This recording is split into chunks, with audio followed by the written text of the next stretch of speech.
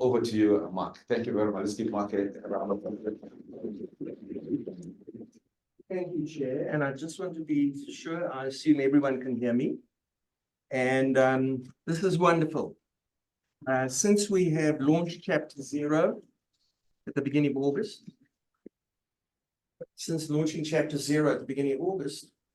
we have been muscling to have an event in this room.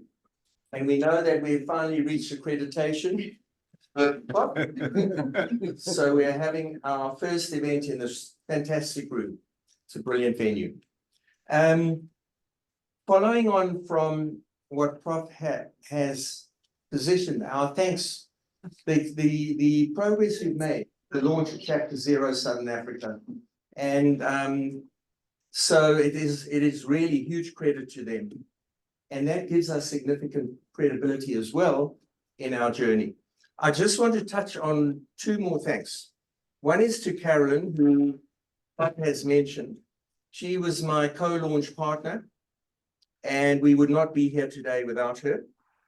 We are very sad to see her go, but she goes with our blessing because she's taken on a project which is as significant, if not more, than what we're doing in Chapter 0, and that is to launch the ESG exchange globally. And that's what the focus of her work is going to be. And we are very fortunate to have Given joining us in an executive position. She was a non-executive director from beginning, so she has background and she understands the context of the strange structure of Chapter 0 Southern Africa. I'll talk briefly just about the context of what we are looking to do, because there is cases we're not really understanding where it comes from. So the issue is this: there is a global mobilization around climate change. We know that. There's a lot of focus on it, a lot of activities, quite apart from the COP conferences. What we do see is that that mobilization has driven policy, regulatory, compliance structures which are being brought onto the world. But the real leaders in tackling climate change are businesses. And we understand that. What comes out of COP is often disappointing because our governments start with very promising things at the beginning of COP, at the end of COP, on the last day, a lot of them recant. The real work is being done by global business. Some of the work they are doing is because of the compliance and the regulatory and policy impositions, but essentially they are leading the charge on the challenges that climate change has brought to us in so many ways. The difficulty, of course, is that it's so new that business doesn't understand actually what they should or could be doing. So they are on a very steep learning curve, and that's the problem. There is a dearth of understanding of how to engage with climate change action. What we're doing as Chapter 0 Southern Africa is we're focusing on corporate leadership teams, and what we are doing is giving them a crash course, basically in literacy and in an immersion into what the challenges are, to learn the vocabulary, to understand what it means. We can't provide the answers, but what we are doing is looking to capacitate the governing bodies and the leadership teams of business, so when they sit around the table, they understand, they have all been through the same process and they understand what is happening and how to tackle it. So in many ways, we are a mobilizer. We know there are a number of entities, all your consulting groups, your advisory groups, who try and engage with corporates to try and do pieces of work. What we're doing is we are enabling the corporates to have an understanding of what that work looks like in order to make the decisions they need to make. So that's what we're doing. We're just an enabler, not just, we're an enabler. And what we're looking to do is to fast track the process of understanding what climate change means. So we've set some very, very lofty objectives. over the next 4 or 5 years, we want to be engaged with the 500 largest corporates in Southern Africa in taking them on this learning journey. And I just have to say, you know, we're focusing on the leadership teams because what governance has become, as Prof mentioned, courtesy of Mervin's work over the last 30 years, there has been a significant shift in the power dynamics in business. And what governance has become is the real driver of business. And so we're looking to engage with the governing bodies. Okay, with that, I would like to just hand over to Steph, who has, we appreciate, she climbed out of bed very early this morning. She's in Vancouver in order to join us. Her background says she's the Van Dusen Professor of Sustainability and the Director of Center for Corporate Governance and Sustainability at the SFU BD School of Business in Vancouver, Canada. So her area of speciality is exactly what we're talking about today. Importantly, she founded and she leads a project called the Embedding Project, which is a global public benefit research project, collaborates with leading global companies, and importantly, over a dozen of South Africa's largest companies. And what's important about that is she really understands this conundrum of the difference between the global north and the global south. And simplistically, which she shared with me yesterday, one can say that the global north is focusing on decarbonization. The impact of decarbonization by the global north has significant challenges for the global south. And so they're doing decarbonization, and effectively what we need to be looking at is adaptation. And in adaptation, we're talking about social inclusion and the just energy transition. So Steph regularly supports executive teams and boards around the world to improve sustainability strategy and oversight. And she's the lead author of several resources supporting directors with credible climate oversight. The most important thing she shared with me is how you pronounce her name, because it's Birchall's. Some people call her Bartels, and she's actually spelled it out here phonetically, Birtels. So it's Birchall's. So with that, we are really, really fortunate that she agreed to do this, and I hand you over to Steph. Thanks so much, Mark. And I'm actually not particular about my name, but people always struggle with it. So I'll go ahead and share then. Yeah, so super excited to be here. Also, my colleague Ralph Humman from the University of Cape Town's Graduate School of Business is on the line as well. Some of you had a chance to meet him in prior events. And so Ralph and I, along with Jess Schulshank from the Sustainability Institute, and Makegu Mabunda, who's on the line with us as well from the Embedding Project. The four of us really are the core of the Embedding Project South Africa team. And we're really delighted to be able to collaborate with Chapter Zero to talk about credible climate oversight.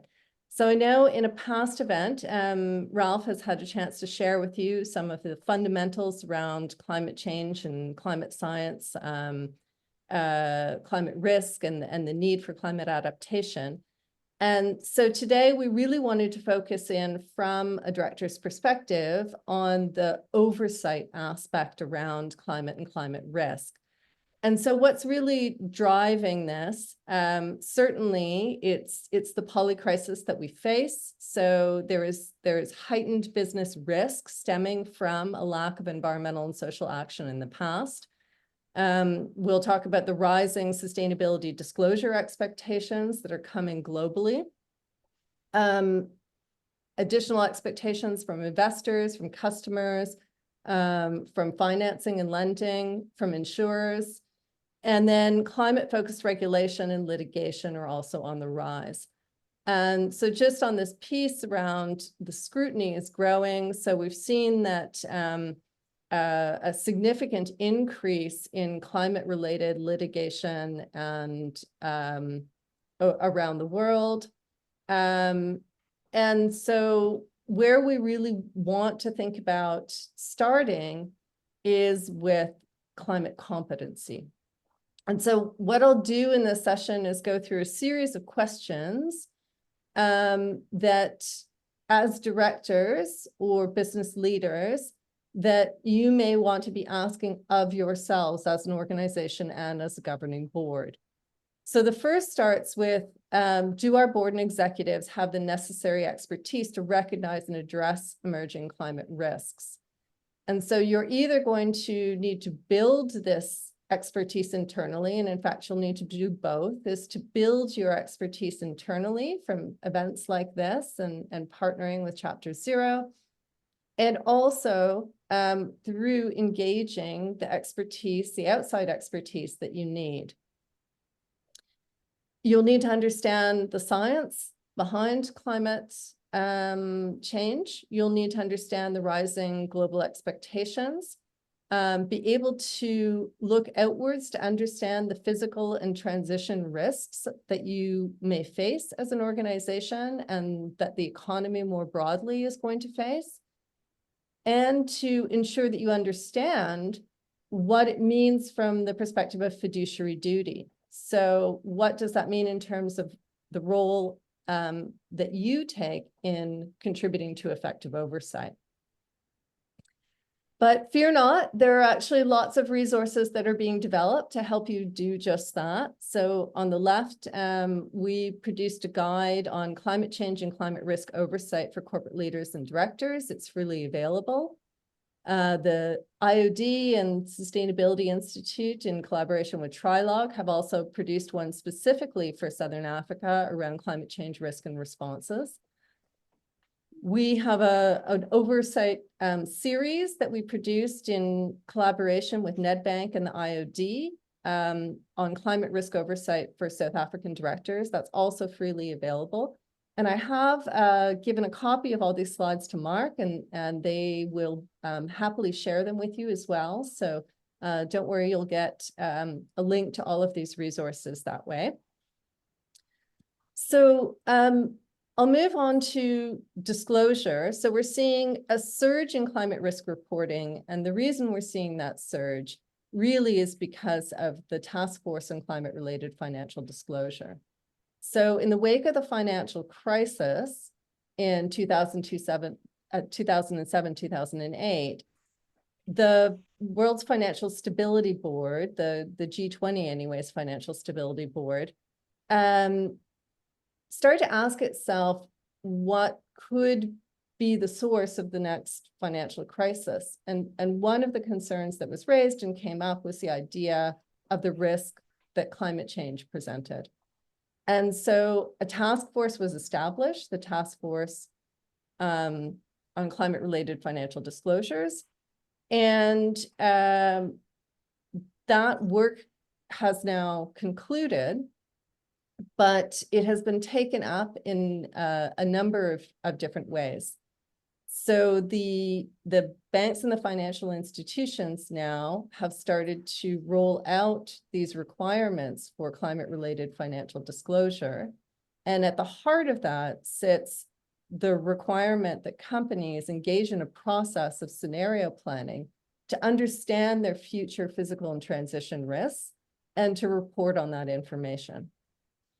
Now, we'll talk about how the Task Force for Climate-Related Financial Disclosure has now been taken into the new global regulations and global standards that are developing. So the first question for boards is, do we understand the evolving disclosure requirements? And then the second question becomes, are we prepared to credibly meet them? So it's really important, as it is with all financial disclosures, that you ensure that your disclosures related to sustainability and particularly related to climate are relevant and accurate, that you understand your reporting requirements, that you ensure that you have the systems in place to actually gather and verify the data that you're using for reporting purposes, and that you think about, especially with respect to climate, whether it makes sense to be making voluntary disclosures right now, in addition to the mandatory disclosures that you may be required to make under regulation. And you really want to beware of greenwashing. Again, back to this piece around litigation, we are seeing a lot of that litigation is related to claims made by companies that are being accused of stretching the truth and going beyond what they should be claiming.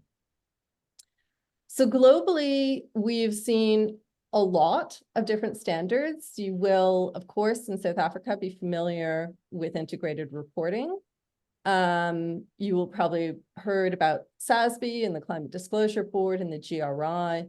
So we've seen a kind of merging of those standards over time. And where we've arrived at now is on the financial materiality side. That is to say, impacts of these issues on the business and the risks and opportunities they present to the business.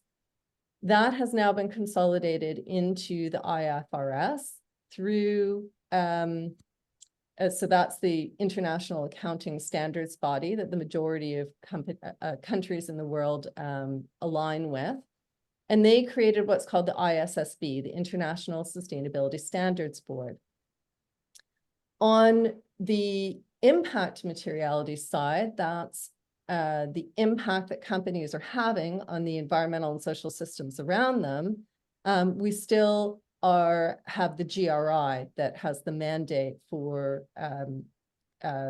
framing those standards. And so when it comes to climate, just back in June, the IFRS released their first two standards. So IFRS S1 is the general standard, but IFRS S2 is the standard on climate-related disclosures. And that incorporates the guidance from the Task Force on Climate-Related Financial Disclosures, the TCFD.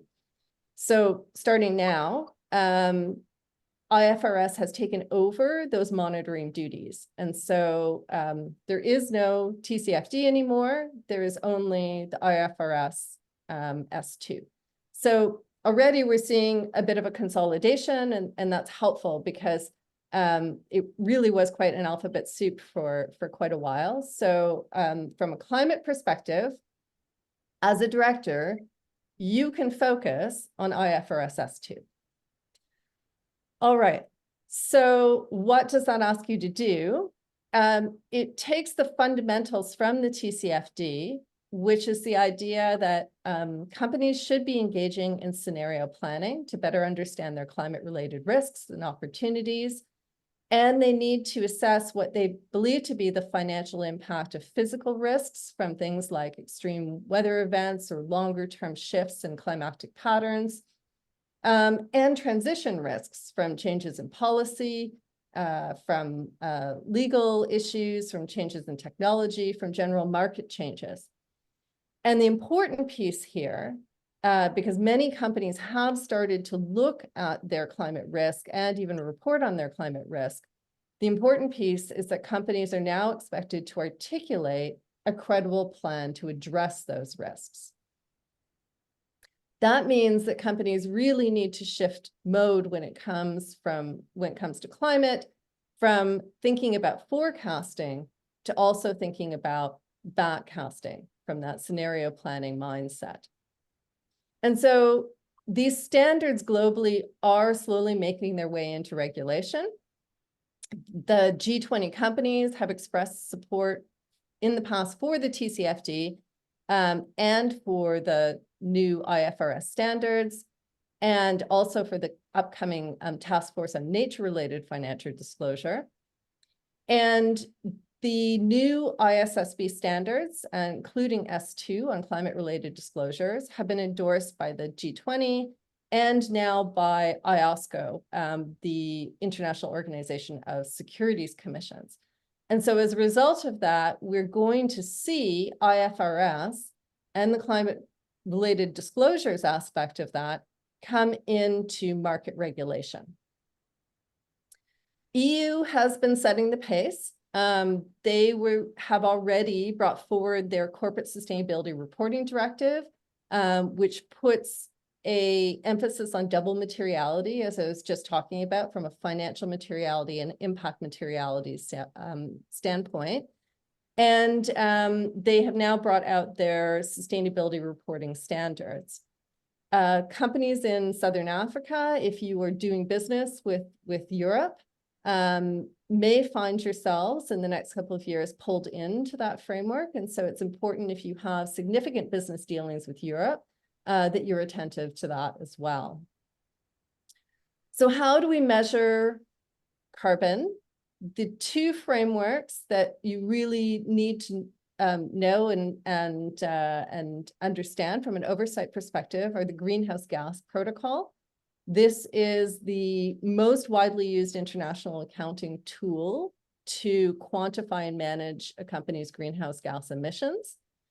And then the place where this gets disclosed is to the CDP. And so that is the organization that runs the global carbon disclosure system. So companies need to be undertaking a carbon inventory of their scope 1, 2, and 3 emissions. And so your scope 1 emissions are those that are directly from your facility and from your vehicle fleet. Your scope 2 emissions are from your purchased electricity and your energy used for heating and steam and cooling. And then your scope 3 emissions are in your value chain. So they are your upstream emissions from the things that you purchase in order to create your goods and services, or they are your downstream emissions, they are your downstream emissions from your products and services sold and from the end of life of those products and services. And in the case of financial institutions, from your investments, or for all businesses, from your joint ventures and franchises. Okay, so I want to raise a few questions for you, specifically with respect to oversight of scope 3 emissions. And that's that you really should be asking the question, at what point would we be subject to disclosure regulations or requests from customers or from your financial institutions that will require you to report on scope 3? Engaging in the process of undertaking a scope 3 analysis is a time-consuming process. And so you're not going to want to wait. You're going to want to proactively get the organization started on the journey of gathering that information. And the embedding project is about to release, or I think it's actually already up on our website, a whole guidebook on getting started on scope 3. So that's available to you as well. You need to think about how the necessity of reducing carbon in your value chain could change your own cost structure. It might change the price of your products and services, because you may need to be sourcing from different suppliers. You may need to move from a focus on lowest cost suppliers. As you start to factor carbon in, you may be in a position where you need to turn to different geographies or turn to different supply chains in order to reduce. And you need to think about the impact it's going to have, therefore, on the return on investment for the business. The other thing I want to bring to your attention from an oversight perspective is the difference between an estimated scope 3 understanding and a measured one. And so at the beginning stages, when companies are trying to understand the emissions in their value chain, they'll often use it on the basis, they'll often calculate it on the basis of spend. So they'll look at what they're purchasing, and then they'll multiply that by standard emission factors for those types of products or services. And that can initially get you to an understanding of where there are hotspots But what you need to understand is that if your whole inventory is based on an estimate, then the only way for your scope 3 emissions to go down is if you are actually, if that whole category goes down. So if you want to get to the point where you're able to demonstrate to customers or to financial institutions or to others that you are reducing your scope 3, then you're going to have to get to the point where you're gathering data directly from your suppliers and customers. And so for me, from an oversight perspective of scope 3, that's one of the key questions that as a board member that you should be asking and understanding is not only do we have a scope 3 inventory, but is that scope 3 inventory largely estimated? Or have we gotten to the point where we're actually gathering data directly from suppliers and customers? Because it's that transition point at which you can start to actually make changes and have impact on reducing emissions. And so then that brings us to the data oversight aspect of this. The kinds of questions you want to ask are do we have the processes and systems in place to actually manage carbon data effectively? Most organizations, as they travel on this journey, find that they need to add tools to do this. And there are thousands of tools available literally on the market that can help support this process. And it's really a question of which is the best fit for your current accounting systems. Is the data credible? So you are going to want to ask your sustainability and procurement team whether the data that they're gathering can withstand verification and assurance. And you'll want to know what is it that the organization will need to do in order to improve the quality of that data and move towards building a scalable, secure, and ideally automated emission data system within your value chain. Because just like the work that you've done over the last couple of decades to ensuring that's the case from a procurement and supply chain perspective, you'll need to piggyback on that work and make sure that you're doing that from a carbon perspective. The next piece, as you will well know from a fiduciary duty perspective, is the oversight of strategy. And so you'll want to be asking the question, have we articulated a credible position on climate change? And have we set credible climate goals?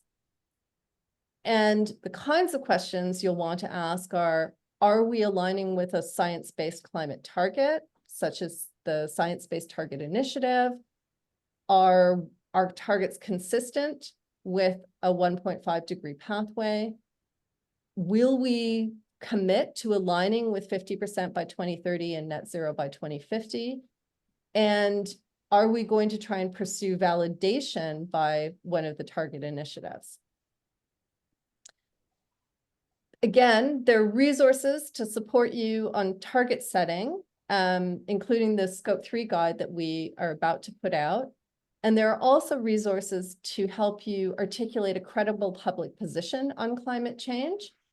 And we also have a free public database that shows leading statements of other companies around the world that have, including South African companies that have articulated a public statement on climate change. For those of you sitting on the risk committee, don't forget that climate risk needs to be included in your risk matrix, and that ESG risks in general need to be clearly spelled out, especially, particularly the material risks for your organization, and to avoid grouping ESG under one large bin of risks that are reputational or regulatory risk. So you really need to start to articulate the climate risks more pointedly and more clearly in your risk matrix. And so continuing with oversight of your climate strategy, you need to ask yourself, do we have a credible climate strategy? Does it include climate adaptation, especially in the global south? Does it include climate adaptation, and does it include climate justice? And it is very important that if you are articulating a set of goals, that you have a credible strategy to get there that accompanies those public goals, because it's the difference between articulation of goals and a lack of a credible strategy or progress on those goals that is creating a situation where companies globally are finding themselves subject to litigation. And so it's that difference that becomes very, very crucial. And so have you as an organization established clear innovation priorities in terms of how you're going to actually realize those carbon reductions and the changes that you're going to make, or the adaptation that you need to make? And most importantly, have you as an organization adjusted your capital decision-making processes to align with these priorities? And do you have confidence that those capital decisions are being made in alignment with those priorities? And then the question is your board set up for effective climate oversight? So this is from Diligent Institute. It came out late last year. What we're seeing is that now almost half of boards surveyed are saying that ESG oversight is not just falling within a committee, but is actually becoming the domain of the full board. And I know it's frustrating. Boards have a lot of work to do and very little time to do it. And not everything can be surfaced to the level of the full board. So let's talk about how companies are managing that. So a significant piece of the work related to climate oversight is still often sitting within your sustainability or ESG or SEC or HSEC committee, depending what you call it. But a significant piece of this work now needs to also be taken up by audit. So you can see, especially as you move into scope 3, that there's a very big piece around data management and oversight and audit and verification of your scope 1, 2, and 3 emissions. Your risk committee really needs to be engaged in supporting that scenario planning and the understanding of the physical and transition risks, and as well as the opportunities that this presents to the business. Your nominations and governance committee needs to ensure that you have credible climate oversight on your board. And your compensation committee needs to make sure that incentives are aligned with this. Many organizations initially on this journey are establishing a climate advisory group, bringing in external experts to support them with that, engaging in training like this one, and hiring advisors specifically to support the oversight aspect of governance. So we're seeing that at a board level now, regulatory compliance, disclosures, purpose, public positions, risk strategy, public commitments, and goals are very often being tabled for a final view at the board level. And in some cases, because that creates so much work, what they're doing is that they're creating a committee of chairs that meets in order to make sure that there is a translation and a communication of the work that's going on at the committee level. So the last piece that I want to put is ensuring that you have a system in place that ESG risks and ESG performance and climate-related risks and climate performance are making the information that you need is reaching the executive and reaching the board, and that you have, when you think about your whistleblower mechanism, that you don't forget to ensure that climate risk and climate action needs to actually be part of that mechanism as well. And so finally then, do you have the proper incentives in place? So is delivering on your climate strategy a meaningful component of executive compensation?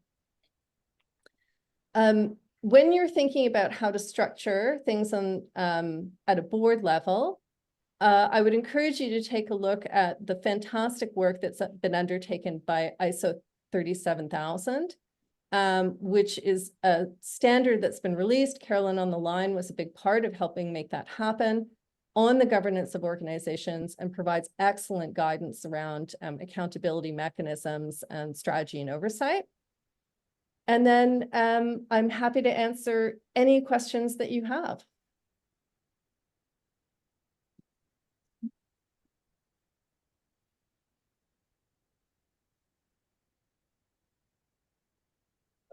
So if you can hear me, feedback was fantastic. It was a very steep path, I think, for many of us, and I'll comment on it further at the end. But in the meantime, I would encourage anyone who's either online or in the room who would like to put a question to Steph. The mechanism in this room, whoever speaks, the camera will focus on you and it will pick up your voice. And of course, those online. So please feel free. So Mark, we do have a question in the chat while we're waiting for one in the room. And so Joanne has asked, thanks for your enlightening presentation, covering off oversight issues related to reporting. Could I ask, in your view, and specifically in the context of performing diligent board level oversight, what are the most likely pitfalls in reporting Scope 3 emissions, particularly for companies that are reporting Scope 3 emissions to capital market participants, where misstatement of material information typically has significant regulatory compliance implications? For example, addressing the evident challenge of potentially double counting Scope 3 emissions, particularly where there is wholesale reliance on developing Scope 3 estimates applying estimation factors. And for example, where high reliance on use of factors may not entirely justifiable in light of an individual company or group's particular industry and supply chain characteristics. So yes, that is exactly the issue, Joanne. So when it comes to this concern over double counting, that is the reason that the greenhouse gas protocol was created in the first place. And while it doesn't entirely eliminate the concern over double counting, it is an auditing agreement that if you are abiding by the greenhouse gas protocol and everyone else is abiding by the greenhouse gas protocol, that's the best that we can do currently. And so the first thing is I would ensure that that you are trying to follow the greenhouse gas protocol in your reporting, and that you're working with an assurance provider that has a very good understanding of that. Yes, estimates are not ideal, and estimates are often not ideal, especially for organizations operating in the global south, given that a lot of the work that has gone into understanding emissions factors related to particular commodities has been led by global north companies or by global north researchers, frankly, in universities. That is shifting as well. So I think the most important thing from a governance perspective always is process. And so that comes into this as well, is that when you are stating emissions, you should also be stating assumptions. And the best thing that you can do is be very clear in the assumptions that you're making and your understanding of the implications of those assumptions as you go along. When it comes to Scope 3 reporting, the approach that has been taken is that is to encourage companies to get started, recognizing that whatever they do in their early years is by definition going to be wrong.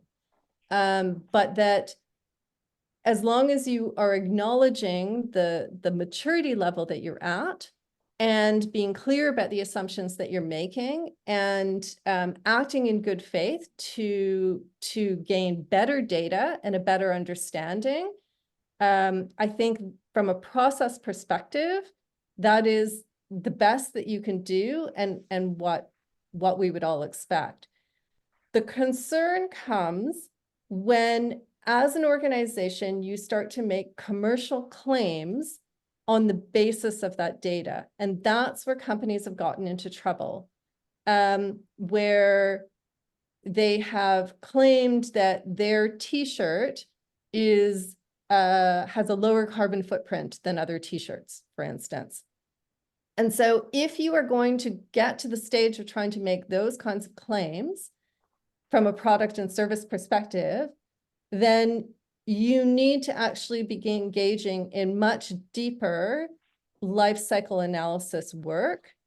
And that becomes then the basis of your claims. And so I think that's one of the things, as from an oversight perspective, is just being really careful about the claims that you're making in order to avoid what would be perceived as greenwashing. Hopefully, Joanne, that was helpful. Oh, you say that was great, really helpful. Excellent. Really helpful. Pleased. Great, wonderful. Any other questions? I have a question. Yeah, I have a question from a global south because that's what concerns me. And you mentioned that global on the global south, the issue of climate justice is important for us and adaptation. But what is concerning me, and maybe I want to get your view how we can help as Chapter Zero, is that the regulations that are being churned out from the global north are coming fast and furious. Mm-hmm. And their unintended consequences, I don't know whether it's unintended or intended consequences, that they're going to industrialize global south. For instance, the carbon border adjustments, it means that current steel industry is going to be wiped out because there's just no way it's going to be able to compete in the European market. Yeah. And exacerbate poverty, that exacerbate employment. And how do you handle this as a board member? You're sitting there, you're aware of this big dilemma that your company is facing. Yeah. So, look, I think you're right. I think that I think this is veiled protectionism, and not veiled very well. And I think that even with the ISSB, there were many objections raised along the way that the Global South needed to be much more involved in this. But in the interests of expediency, the idea was we will go ahead and create the standards because they are so very, very needed. And then we will consult with the Global South later to make sure that they know how to abide by them, right? Not we will take into account that climate justice needs to be and historical inequity needs to be a fundamental part of this whole regulatory process. So is the system currently rigged? Yes, it is. Are we surprised? No, we're not. So it does create a significant burden for companies operating in the Global South. What we have not seen is, besides from NGOs who are trying to voice at the top of their lungs the idea that the Global North has long since exceeded its allocation, its historical allocation of carbon, and that all remaining carbon on the planet belongs to the Global South. We need to really be looking at those mechanisms. So organizations like Chapter Zero and like the Embedding Project that bridge Global North and South have been trying to voice at every opportunity that we have among the Global North the need to address historical injustice, the need for technology and for financial transfer, all of these things. So we can keep trying to advocate for that. But the reality is that businesses operating in the Global South need to be aware of this tsunami of regulatory expectation that is coming and have a plan. So simply, if my message is clear, waiting is not an option. As a director or a business leader supporting a company in the global south right now, you need to understand and prepare for the ability to make the case for your for why you need to be included in these supply chains and what role. And the other piece then is to be looking to your major customers that are going to be demanding this of you, and start to have conversations now about bringing them into a conversation of them supporting you in how you would change. Because large global brands, many of them headquartered in the global north, have articulated commitments to reducing their own Scope 3 emissions. As part of those commitments, they are putting funds into supporting suppliers. And so that's the place where reaching out to customers to see what role they can play in helping you is another possibility. And Ralph, you have something you want to add? Yep. Thank you. Steph, just a question on. Ralph, it's Ralph. Oh, sorry, Ralph wanted to add something, Mark. Yeah. Okay. Yeah, thanks, Mark. I mean, yes, just to very quickly add to Steph's point. I mean, apart from the global politics around some of these regulations and so on, I mean, I've been quite struck by on the one hand a realization that something like the border tax adjustment is a significant risk, and I think it was well articulated from the audience just now. At the same time, there's quite a lot of uncertainty among South African business leaders around some of the details of how that tax is actually going to be implemented. In fact, even in Europe, the details of that can be a little bit bewildering.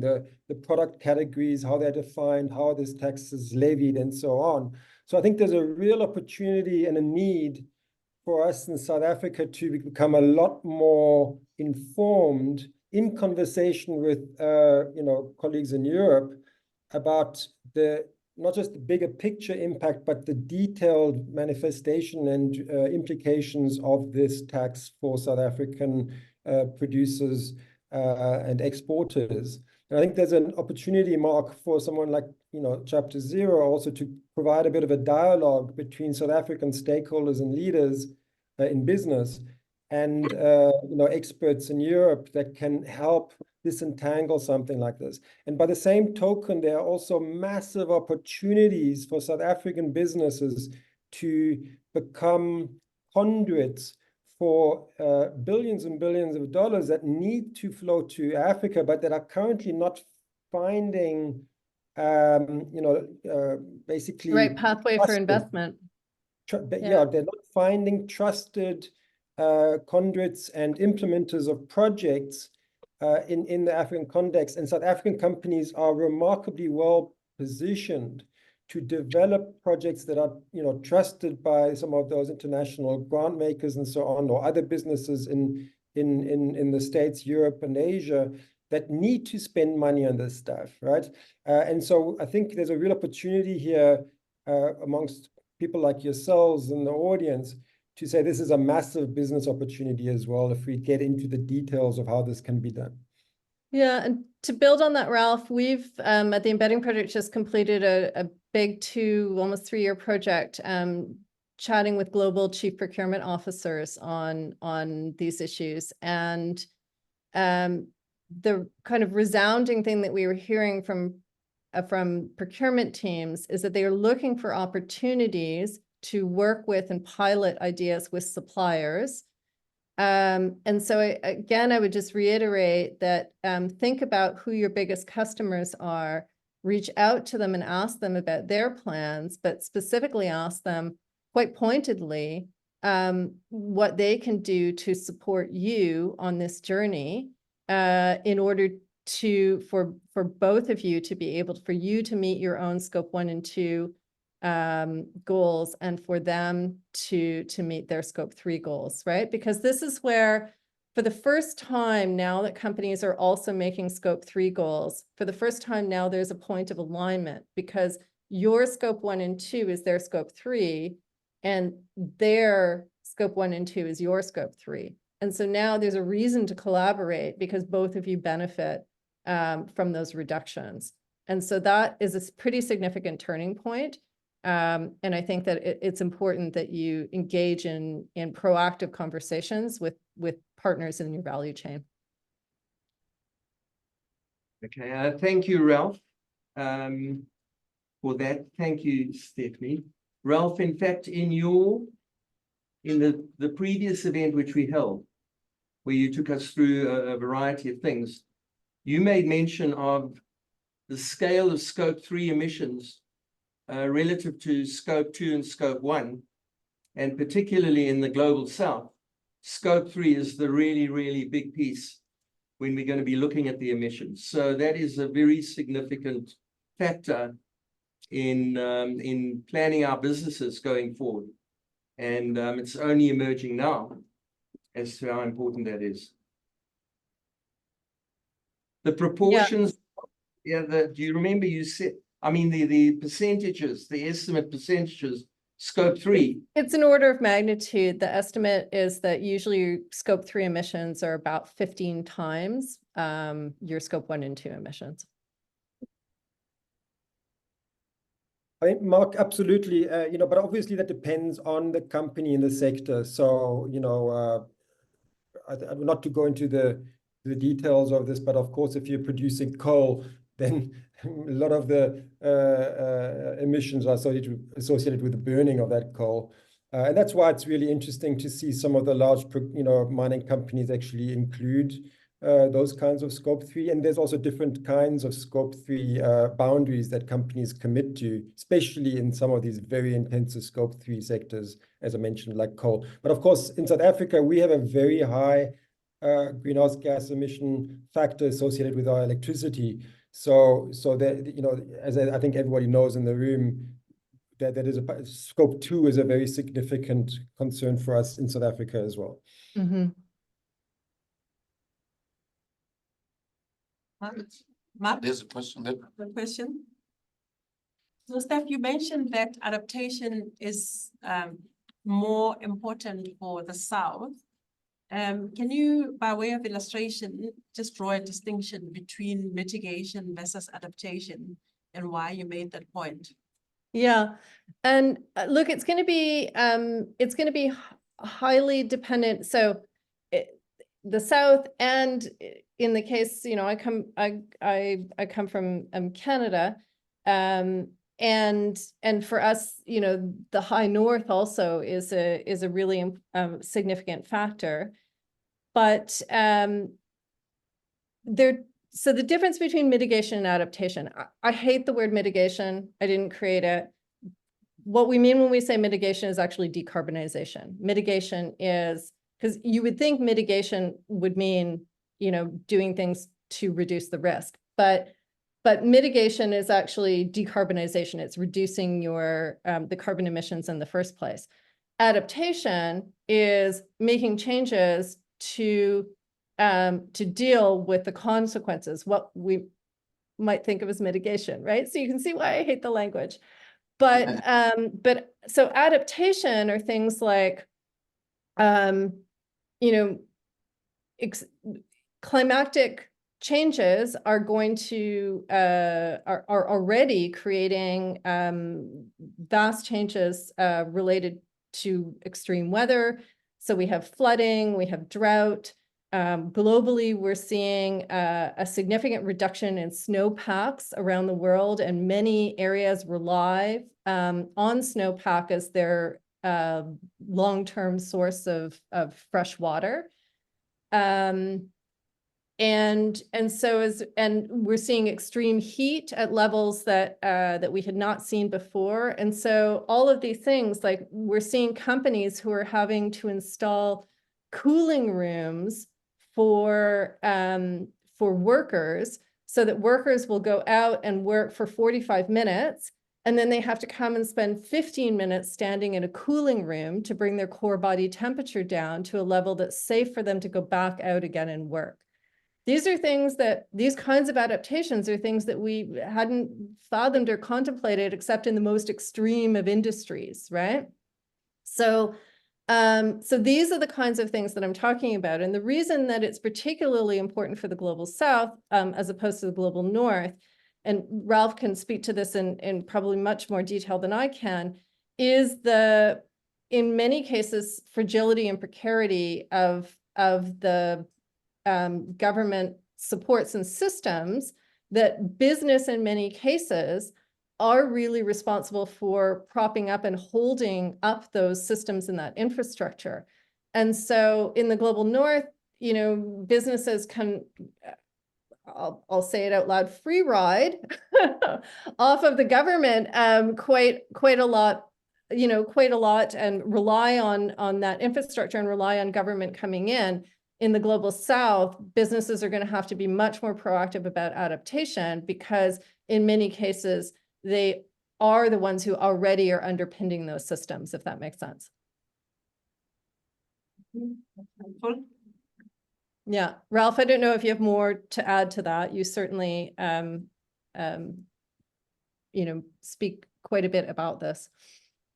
Yeah, absolutely. I'm not going to speak at any length about it, just to underscore that I think in South Africa we are seeing companies contribute to adaptation in ways that are you know, strategic and innovative and comprehensive, that are, you know, in some ways world leading, partly because they have realized that their own value chains and the communities in which they do business, they need to make changes to adapt to climate risks, and that if they don't help make those changes and catalyze and support those changes, then nobody else will, right? Yeah. So, I mean, some of you might know about sometimes working with municipalities, for example. You know, another embedding project member is Woolworths, that is doing some really great work working together with WWF on helping to clear invasive vegetation species that suck out a lot of water from catchments. You know, they do this not because they are, you know, necessarily concerned about the, you know, water per se, but they know that their suppliers in places like Ceres are going to run out of water if the catchment is not better managed. And so they're basically putting in place some investments to support existing alien clearing efforts to ensure that there's enough water for the communities, but also for their suppliers, whom they are also relying on. Thank you, Ralph. Thanks, Steve. Yeah. Cool, great. I have one question. So you spoke about heavy regulations, mostly coming on the way of countries or companies in the global South. So I want to ask more specifically to the idea of credit carbon trades. To say that if I am a board member, let's say, of a company which is in the global South, how much should we read into that whole idea of carbon trades? And also for countries, let's say in the global North, who probably have adopted those concepts before, are they really successful? Like what type of models are they using? Can you really think about that mostly in the global South? Yeah.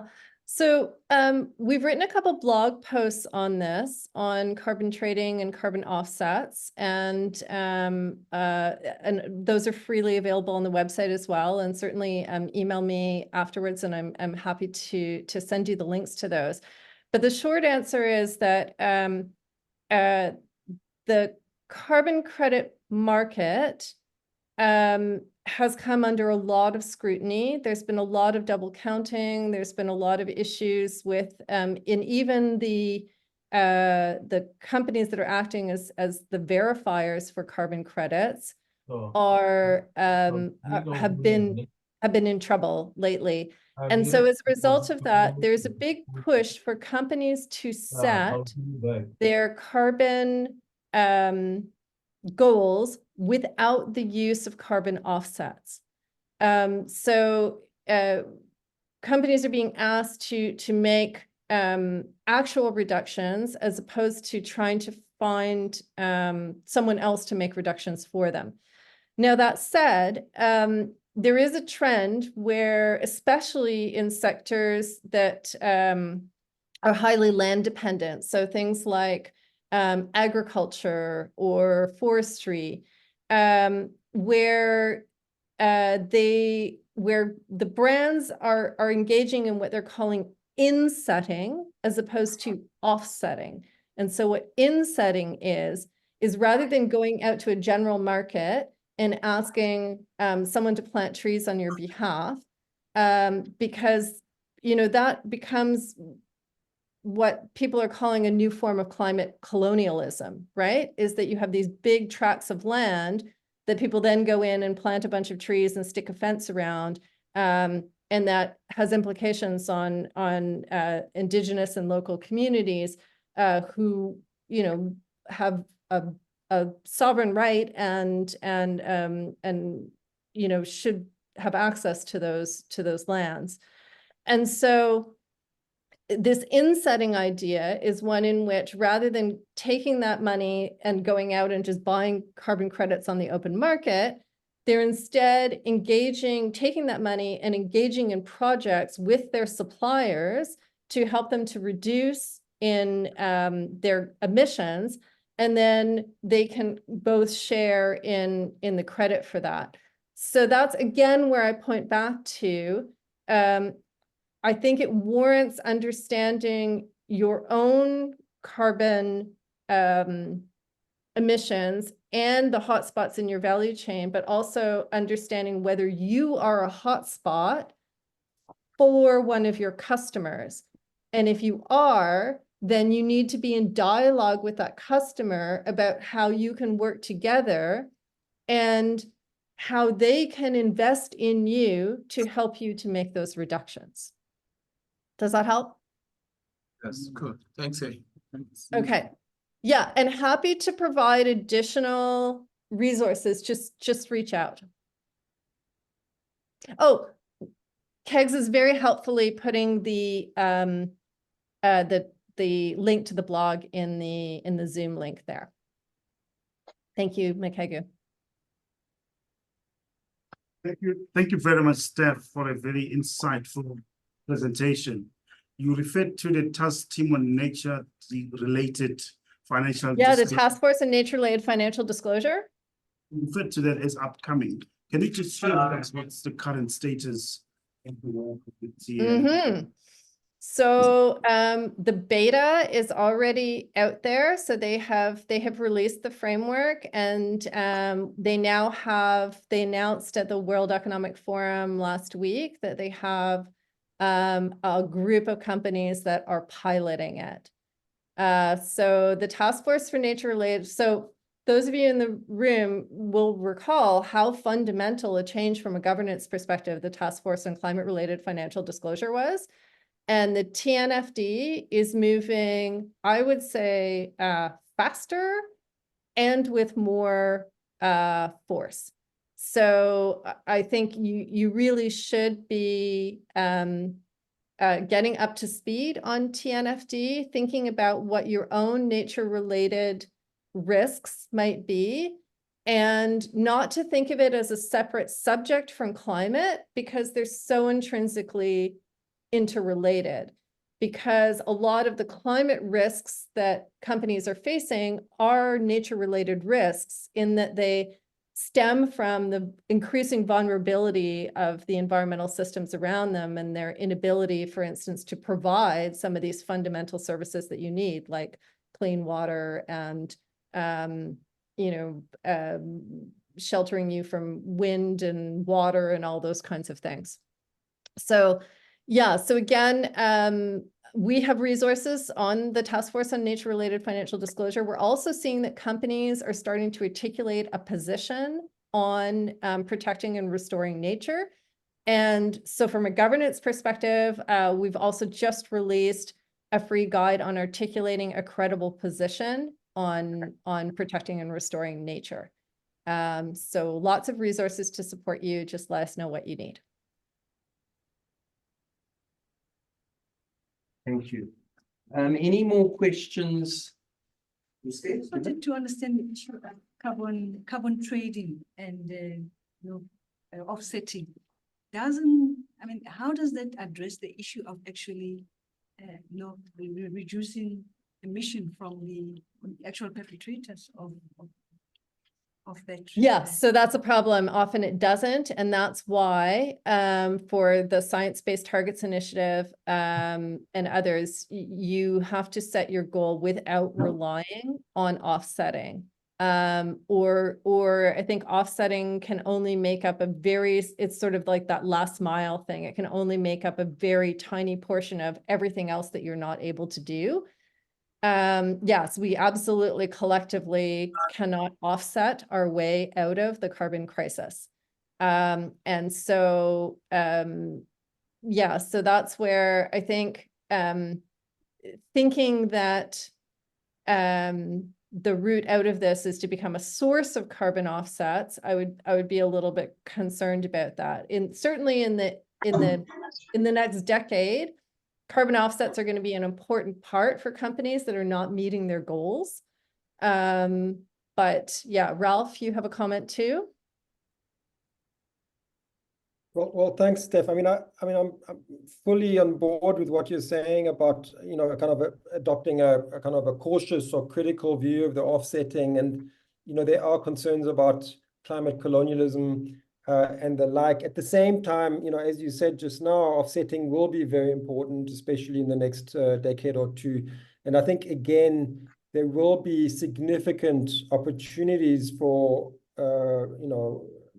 companies in South Africa and in Southern Africa to, see this also as a growing industry. This is going to be an industry driven by global need to offset carbon and to do that in a way that is not carbon colonialism, right? To do that in a way that you are not just planting these monoculture forests that are very bad from a biodiversity point of view, and to not do it in a way where you just make use of a whole lot of land that is basically diminishing access to food security for communities around that land, for example. And there are ways where I think these needs of community resilience and livelihoods and well-being can be combined with ecosystem restoration and with carbon sequestration, right? Carbon sequestration is just another name for like offsetting in some ways. And there are some very innovative ways to use, also sometimes we refer to nature-based adaptation as a kind of a buzzword around that. There's some very exciting and innovative ways of combining these objectives. And what's needed is financially competent organizations that can create projects like that and then sell those projects to the sources of finance, many of which are in the developed economies. And that's, again, where South African companies can play a very powerful and important role. Yeah, and I do totally agree on that, Ralph. And we're seeing in the unceded territories here in Canada, Indigenous nations who, again, are partnering with some of the larger resource-based companies to engage in very proactive stewardship and long-term stewardship over lands, and are receiving compensation for that. And it's a fantastic model. It's a fantastic model for the sovereignty and the cultural heritage and yeah, it is very important. I don't mean to villainize offsets, but I do think you need to be cautious around them and very deliberate in how you would engage with them. And then I kind of put back to that kind of in-setting mentality is that the projects that you see around the world that are quite transformative are often a long-term relationship between value chain partners those have, I think, a greater stability than a lot of these trying to create a spot market from which people can buy credits. So anyway, not to vilify it, but to be cautious. We could maybe do a whole session, frankly, on offsetting and insetting. So Stephanie and Ralph, thank you for that. I would like to start bringing the session to a close. Let me begin by saying a vote of thanks for Stephanie for getting up early. Ralph is based in Cape Town, so he hasn't had to do that. The embedding project founded by Steph, Ralph, very involved, and as you know, you may have known, Ralph did actually present our previous event, and we will be working closely with the embedding project going forward. What is particularly of value to us is their understanding of the global north and the global south, because the intersection is critical. So a really big round of thanks to them, and I'd like to just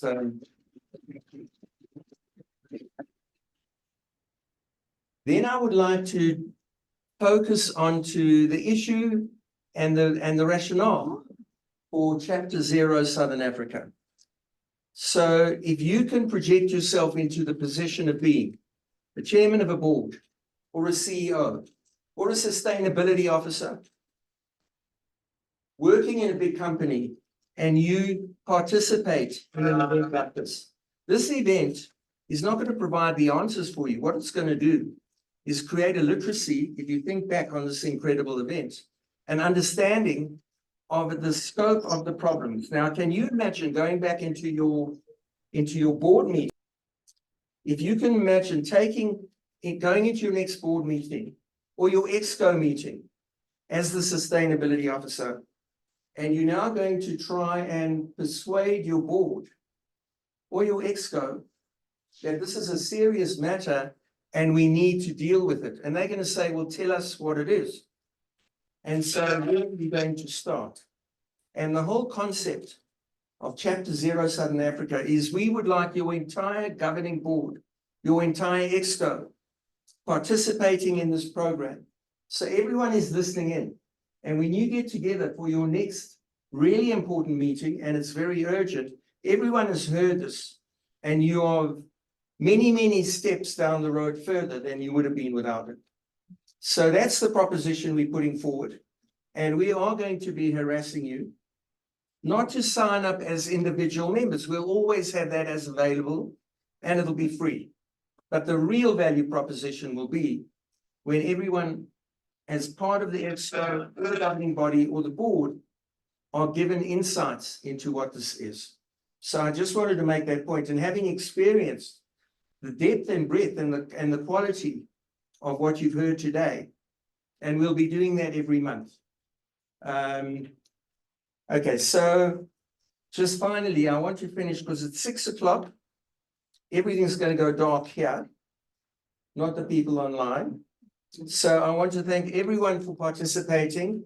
What will be posted onto our website is all of the slides that were used by Steph, as well as a recording of this event, and continually on our website.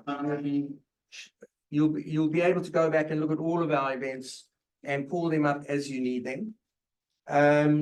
We have scheduled dates for our next 2 events, which we will distribute, but it's Wednesday, the 21st of February and Wednesday, the 27th of March.